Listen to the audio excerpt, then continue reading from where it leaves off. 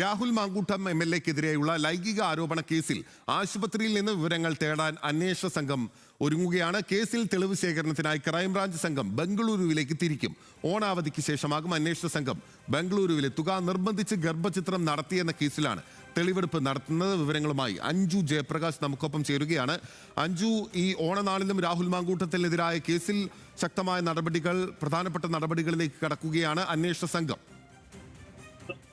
അതെ ബിനിൽ, അതായത് ഈ ബാംഗ്ലൂരിലെ ആശുപത്രിയിൽ എത്തിയാണ് ഈ യുവതികൾ ഗർഭചിത്രം നടത്തിയതെന്നാണ് ക്രൈംബ്രാഞ്ചിന് ലഭിച്ചിട്ടുള്ള വിവരം. ഇതിന്റെ അടിസ്ഥാനത്തിലാണ് ബാംഗ്ലൂരിലെ ആശുപത്രിയിൽ നിന്ന് ആ വിവരങ്ങൾ ശേഖരിക്കാൻ വേണ്ടി അന്വേഷണ സംഘം തീരുമാനിച്ചത്. അങ്ങനെ അതിനായിട്ട് ബാംഗ്ലൂരിലേക്ക് പോകാനാണ് അന്വേഷണ സംഘത്തിന്റെ നീക്കം. എന്തായാലും ഇപ്പോൾ ഓണ അവധിയാണ്. അപ്പോൾ ഈ അവധിക്ക് ശേഷമാകും സംഘം ബംഗളൂരുവിലേക്ക് തിരിക്കുക എന്നാണ് മനസ്സിലാക്കാൻ സാധിക്കുന്നത്.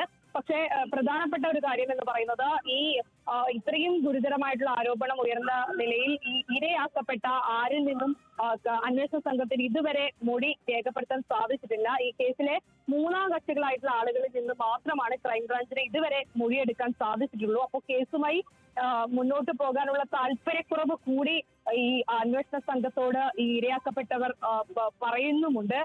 അടുത്ത ബന്ധമുള്ള ആളുകളോടൊക്കെ ഈ ഇരയാക്കപ്പെട്ട യുവതികൾ ഇക്കാര്യം പങ്കുവെക്കുകയും ചെയ്തിട്ടുണ്ട്. ഈ അത്തരത്തിലൊരു സാഹചര്യം കൂടി ക്രൈംബ്രാഞ്ചിന്റെ അന്വേഷണ സംഘത്തിന് മുമ്പിലുണ്ട്. അപ്പോൾ അതുമായി ബന്ധപ്പെട്ടുള്ള റിപ്പോർട്ട് ഇനി തയ്യാറാക്കണം. അത് ക്രൈംബ്രാഞ്ച് സമർപ്പിക്കുകയും ചെയ്യും.